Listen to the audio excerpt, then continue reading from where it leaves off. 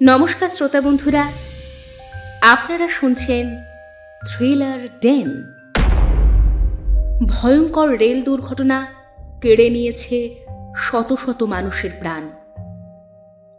অপঘাতে অকাল মৃত সেই সব আত্মাদের মুক্তি মেলে কি, নাকি দিনের পর দিন তাদের অতৃপ্তি জন্ম দেয় দুর্নিবার আক্রোশের?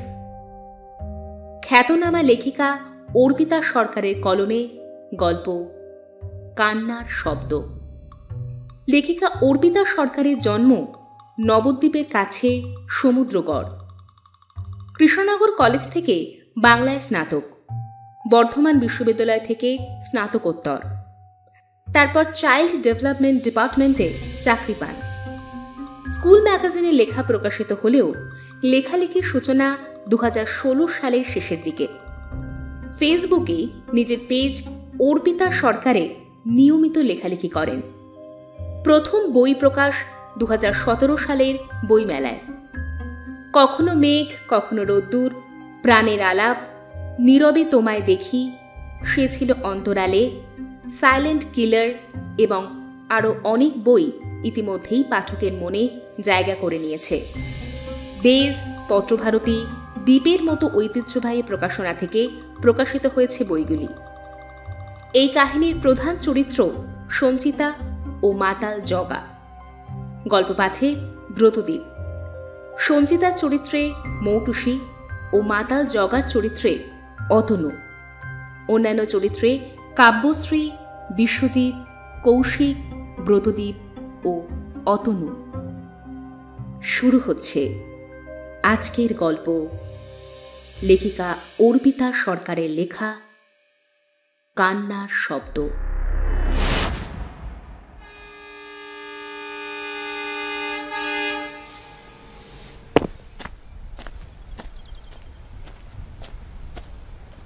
হেমাশুলি স্টেশনে নেমে হনহন করে হাঁটছিল সঞ্চিতা। শীতের সন্ধে, কোনোদিন বলে কয়ে নামে না।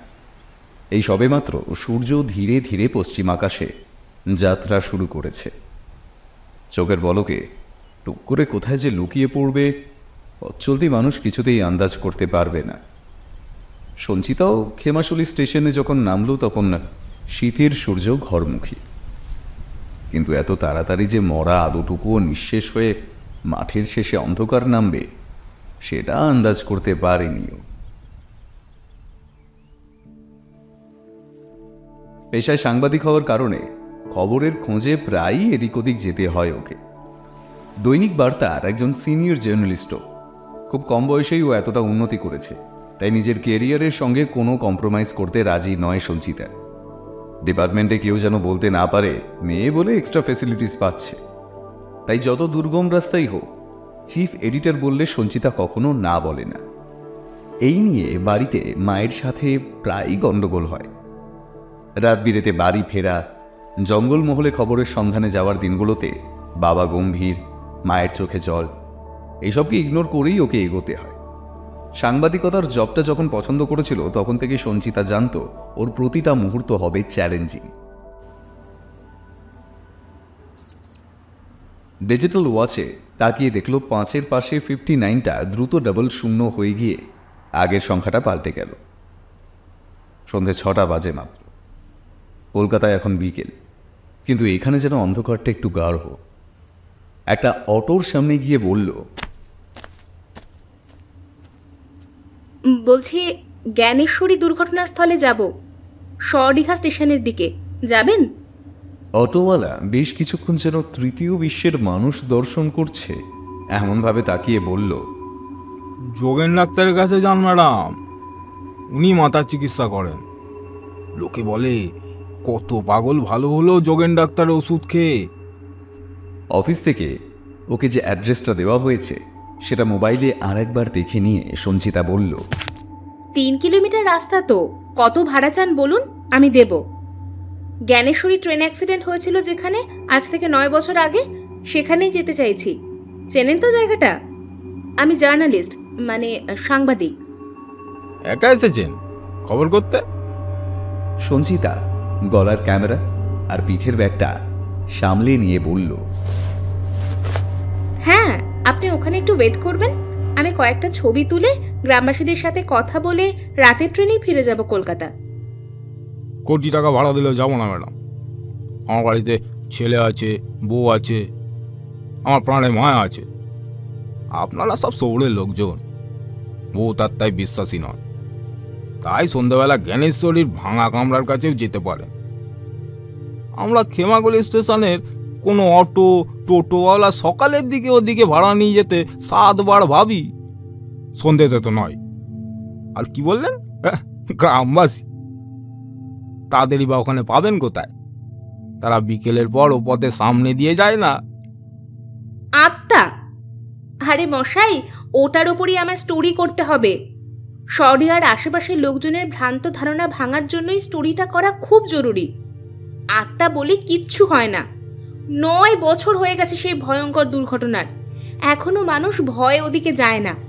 পরিত্যক্ত হয়ে রয়েছে ওই মাঠের জায়গাটা। মানুষের এইসব ভ্রান্ত ধারণা ভাঙতে হবে, বুঝলেন? ভূত বলে আদেও কিচ্ছু নেই। চলুন চলুন, যা ভাড়া লাগে দেব। আমি যাব না। ওই যে মাতাল জগা দেখছেন, ওকে নিয়ে যান। ও মাতাল কাউকে না বলে না, দিন রাত টেনে থাকে। তাই ভূত ভবিষ্যতের ভয় ওর নেই। ওই চত্বরে আপনাকে কেউ নিয়ে গেলে একমাত্র ওই মাতাল জগাই নিয়ে যাবে। আরে চিন্তা করবেন না ম্যাডাম, মদ ছাড়া ওর আর কিছুতে নেশা নেই। আরে মহিলাদের তো মা বলে ডাকে।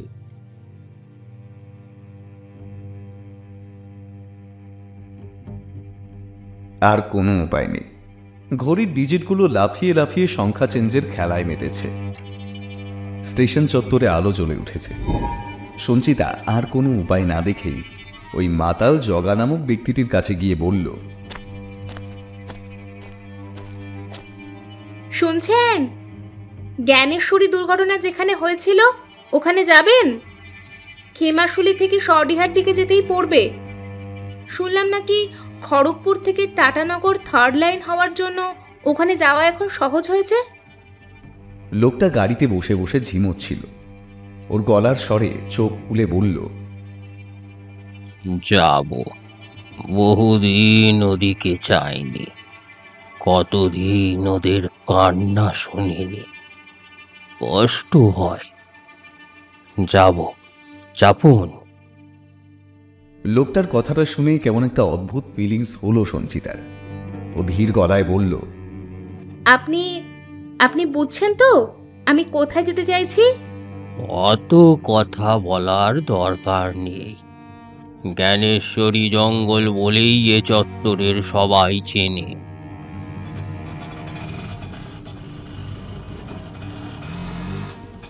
লোকটার কথা জড়িয়ে যাচ্ছে, কিন্তু অটো ঠিকই চালাচ্ছে।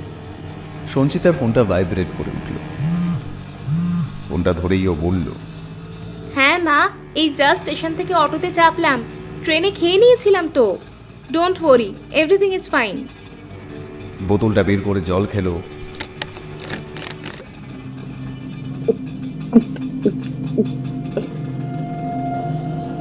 কিন্তু ম্যাডাম, সন্ধ্যাবেলা ওই জঙ্গলে কেন ঢুকবেন?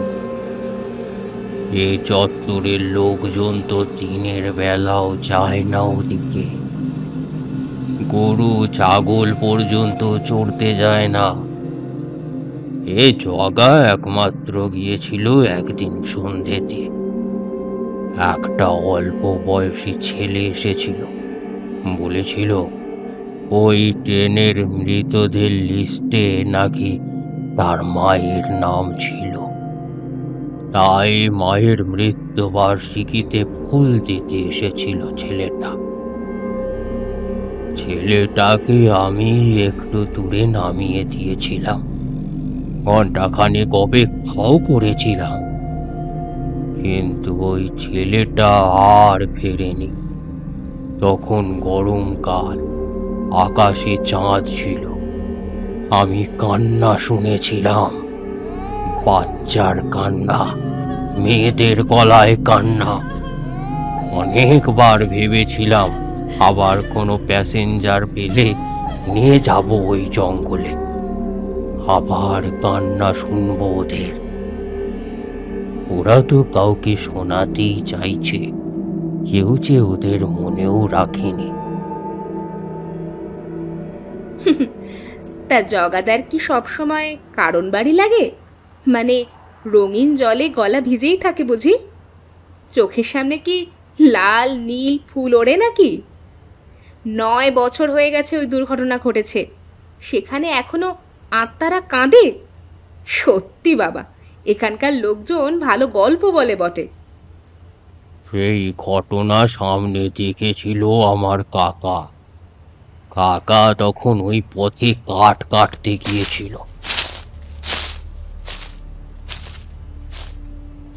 হঠাৎই বিকট আওয়াজ, মালগাড়ি আর গানেশ্বরীর সামনাসামনি ধাক্কা।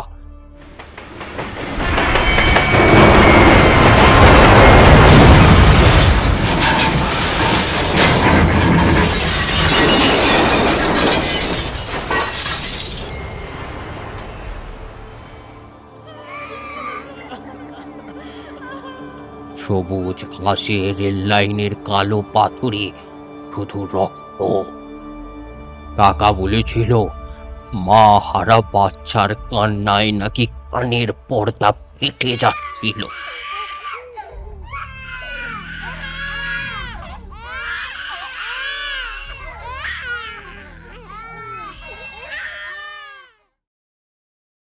হ্যাঁ, সত্যিই খুব দুঃখজনক ঘটনা ঘটেছিল, কিন্তু তাই বলে এই অঞ্চলের লোকেরা আজও আতঙ্কে ওই ধারেও যায় না, এটা ভ্রান্ত ধারণা। বুঝলে জগাদা, ভূত বলে কারোর অস্তিত্ব বিজ্ঞানে নেই। মাতাল জগাকে দাদা ডাকলে তাই একটা কথা বলি, আজকে নয় কাল ভোরে বরং যেও। যদি নিজেই বিশ্বাস করি রাতে ওখানে ভূত দেখা যায়, তাহলে স্টোরি করব কি করে? সত্য ঘটনা জেনে তবে খবর করতে হবে, বুঝলে? আচমকা ব্রেক মেরে জগা দাঁড়িয়ে গেল। তারপর ভাঙা গলায় বলল, মিনিট 5 উত্তরে হাঁটলেই জ্ঞানেশ্বরী। আমি এখানেই থাকছি, ফিরে এসো তাড়াতাড়ি।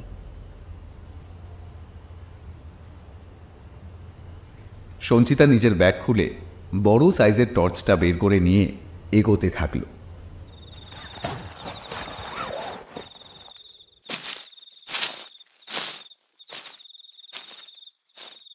টর্চের আলো ছাড়াও আকাশের অর্ধেক চাঁদের অল্প আলোয় ঘন অন্ধকার জায়গাটা একটু যেন আলোকিত হয়েছে। অন্ধকার ঘন বলেই হয়তো অল্প আলোক রেখাতেই খুশি হচ্ছে সঞ্চিতা। অন্তত রাস্তাটা তো দেখা যাচ্ছে।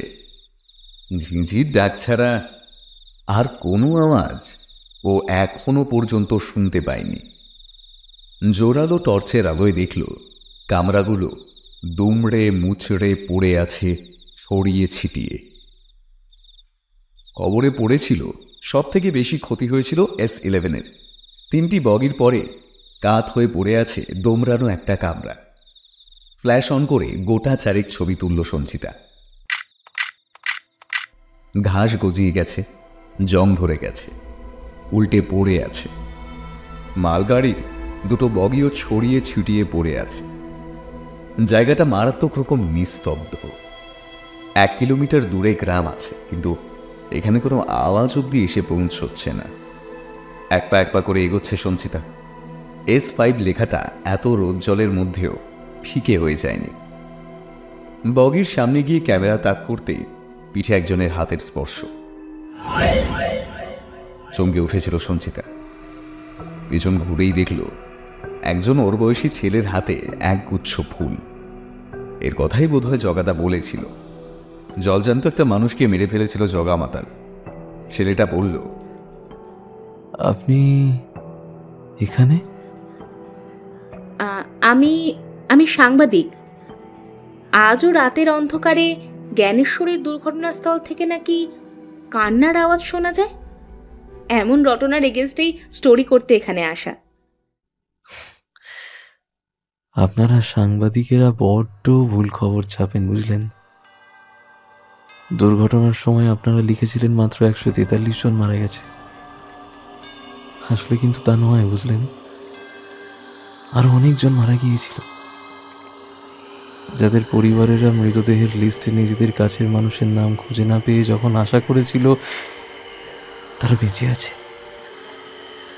তখনই তাদের নিথর দেহের সম্মুখীন হয়েছিল। আর ওই যে 17 জনের নিখোঁজের লিস্ট, ওটাও তো এখনো লিখে উঠতে পারলেন না আপনারা। 9 বছর কেউ নিখোঁজ থাকে, ঘরে ফেরার টান থাকবে না যে তার। বুঝতে পারছেন আপনারা সাংবাদিকরা ভুল বলেন, ভুল লেখেন। আজও কেউ ঠিক করে বলতে পারলেন না কেন ঘটেছিল দুর্ঘটনা। লাইনের ফ্লিশ প্লেট কারা খুলে রেখেছিল, কি ছিল তাদের মোটিভ, ওগুলো খুঁজেছেন কখনো? কি নিয়ে নিউজ করবেন? যারা অন্যায় করলো তাদের খুঁজে পাওয়া গেছে ম্যাডাম? আর মর্গের দেহগুলো, যেগুলোকে শনাক্ত করতে পারলো না তাদের কাছের লোক, তারাও কি নিখোঁজের তালিকায় রয়ে গেল? তারা আজও মৃত নয় বলছেন? বেশ বেশ, মেনে নিলাম আপনার কথা। আমি বুঝতে পারছি আপনার কাছের কেউ হয়তো মারা গিয়েছিলেন, তার জন্যই বোধহয় ফুল নিয়ে এসেছেন এত বছর পরও। তবে নিখোঁজদের মৃত ঘোষণা তো আদালত করবে, আমি কি করব বলুন? সত্যের জন্য কলম ধরবেন, পপুলারিটি পাওয়ার জন্য নয়। হ্যাঁ, আমার স্ত্রী চন্দ্রমল্লিকা ওর ভীষণ পছন্দের ছিল। প্রতি মঙ্গলবার অফিস ফেরত জন্য এই ফুল কিনে তবে বাড়ি ঢুকতাম। সরি, আমি S11-এ যেতে চাই। অন্ধকারে ঘাসের বনে চিনতেই পারছি না কোনটা কোন বগি ছিল।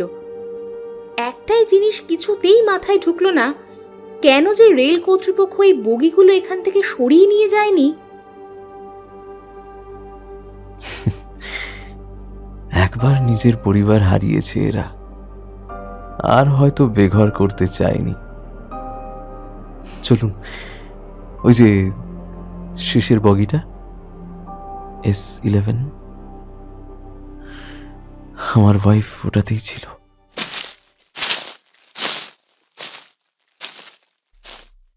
সঞ্চিতা ছেলেটিকে ফলো করে এগোচ্ছিল। S11-এ ঢোকার পরেই বুঝল কিছুই আর অবশিষ্ট নেই। ঠিক তখনই অফিস থেকে রাঘবদার ফোনটা এলো। মোবাইলে বেজে উঠল।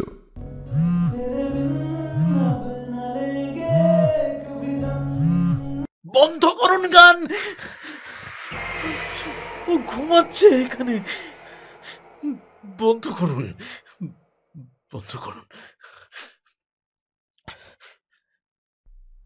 তাড়াতাড়ি ফোনটা সাইলেন্ট করে দিল সঞ্চিতা। ছেলেটি 42 লেখা সিটটার কাছে ধীরে ধীরে এগিয়ে গেল। সিটের নাম্বার প্লেটগুলো আর বেশিরভাগই নেই। পায়ের নিচে ভাঙা টুকরো লোহা, কাঠ আর মাটি ঘাসের জঙ্গল। তারই মধ্যে সঞ্চিতা টর্চের আলোয় দেখল একজন অল্প বয়সী মেয়ে, মাথায় লালচে সিঁদুর, কপালে স্টোনের টিপ, ছেলেটার দিকে তাকিয়ে হাসছে। ছেলেটি রেড কালারের চন্দ্রমল্লিকার গোছাটা নিয়ে এগোচ্ছিল ওর দিকে। লাল ফুল থেকে মাটিতে টপ টপ করে পড়ছিল রক্তের বিন্দু। কেমন একটা আষ্টে গন্ধ নাকে এসে লাগছে সঞ্চিতার। ও স্থির হয়ে তাকিয়ে দেখছে ছেলেটা তার স্ত্রীকে জড়িয়ে ধরে কেঁদে উঠল।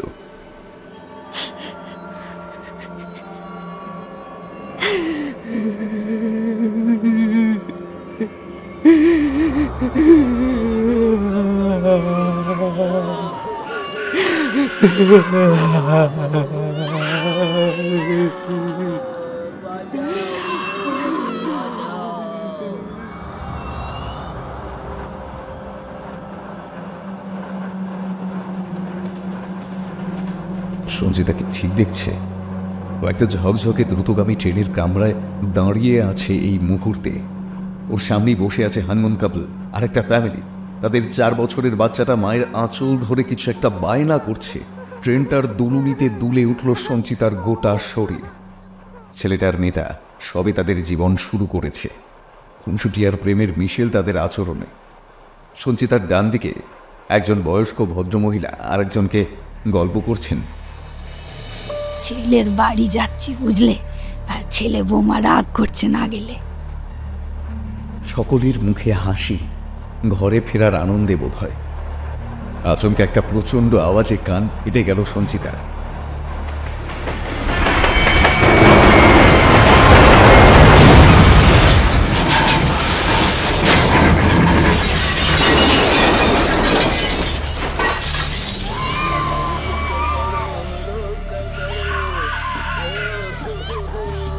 শুনতে পাচ্ছে কান্নার আওয়াজ আর তো চিৎকার। ছেলেটি আর মেয়েটির মাথা দিয়ে গড়িয়ে পড়ছে বিন্দু বিন্দু লাল রক্ত। বাচ্চাটা মৃত, মায়ের কোলেই মারা গেছে বোধ হয়। বয়স্ক ভদ্রমহিলার শরীরটা চেনাই যাচ্ছে না। দম বন্ধ হয়ে আসছে সঞ্চিতার। শিশুর কান্নার আওয়াজ, সব হারানোর হাহাকারে কানের পর্দা ফেটে যাচ্ছে। নিজের দুটো কান চিপে ধরতেই একজন মহিলা বলল, ছবি তুলবেন না? তুলুন, আরো ছবি তুলুন। যান, সবাইকে বলুন আমরা এখানেই আছি গত 9 বছর ধরে। কেউ যায়নি কাউকে ছেড়ে। এই ট্রেনের ভাঙা কামরায় আমাদের সংসার। আমরা আরো লোক বাড়াবো এখানে। ওই যে বয়স্ক ভদ্রমহিলার ছেলে কিছুদিন আগে এসেছিল মায়ের স্মৃতিতে ফুল নিয়ে, ওর মাই বলল আর ফিরতে হবে না বাড়ি। সেই থেকেই ছেলেটা আমাদের সাথেই আছে। যেই এদিকে আসে তাদেরই আমরা আমাদের পরিবারভুক্ত করে ফেলি। শিরদাঁড়া দিয়ে ঠান্ডা স্রোত বয়ে যাচ্ছে সঞ্চিতার। ও দাঁড়িয়ে আছে ভাঙা জং ধরা একটা কামরায়। চারদিকে লোকগুলো হাসছে, হাত বাড়িয়ে ডাকছে ওকে।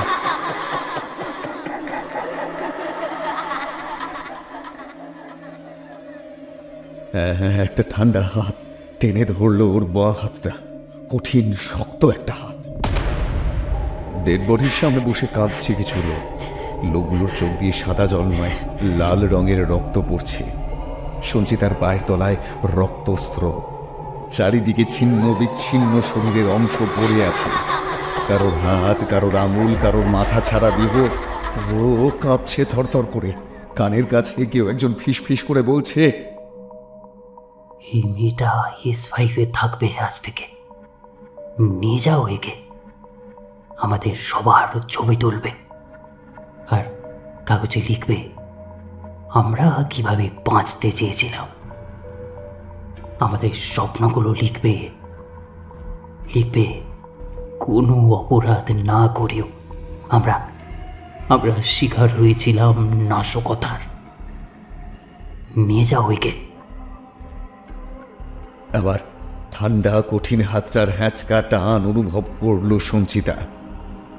ওর ঠোঁট দুটো জমাট বেঁধে গেছে, গলা শুকিয়ে কাঠ, চোখ নেই, জিভ বেরিয়ে গেছে, মাথার খুলিটাও নেই।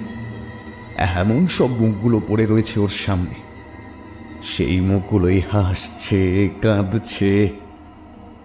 আবার ঠান্ডা হাতটা জোরে টানল ওকে। সঞ্চিতার নাকে সে ঝাপটা দিল তীব্র মদের গন্ধ। আর কিচ্ছু মনে নেই ওর।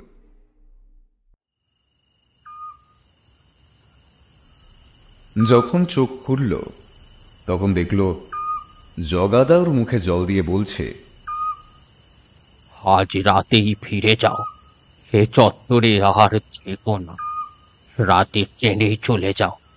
মাতাল জগাকে দাদা ডেকেছিলে, তাই তোমার দেরি হচ্ছে দেখে পায়ে পায়ে গিয়েছিলাম ওদিকে।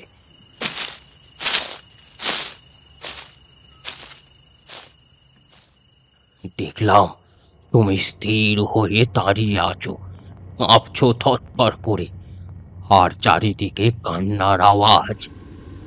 ভয়ে আমার শরীর ঠান্ডা হয়ে গেল। তার মধ্যেই তোমাকে টেনে বাইরে নিয়ে এলাম। রাত 10টায় একটা ট্রেন আছে, ওটাই চেপে ফিরে যাও। তুমি ওদের ছবি তুলেছ, ওরা তোমায় ছাড়বে না। চলে যাও, চলে যাও। নিস্তেজ শরীরে রাতের ট্রেনে চেপে বসল সঞ্চিতা।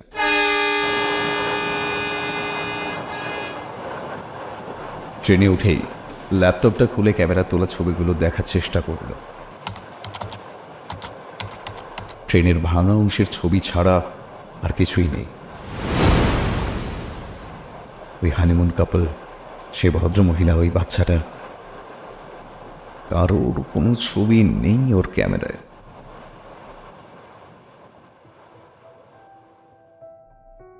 পরের দিন খবরের কাগজে সঞ্চিতার কলমে প্রকাশিত হল, রাতের অন্ধকারে আজও কাঁদে জ্ঞানেশ্বরীর অভিশপ্ত কামরা।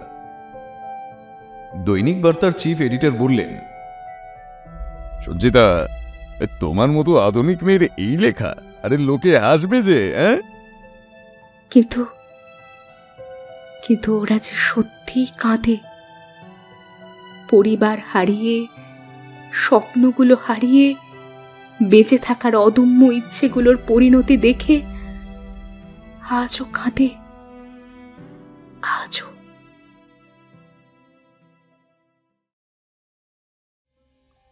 শেষ হলো আমাদের আজকের গল্প, কান্নার শব্দ।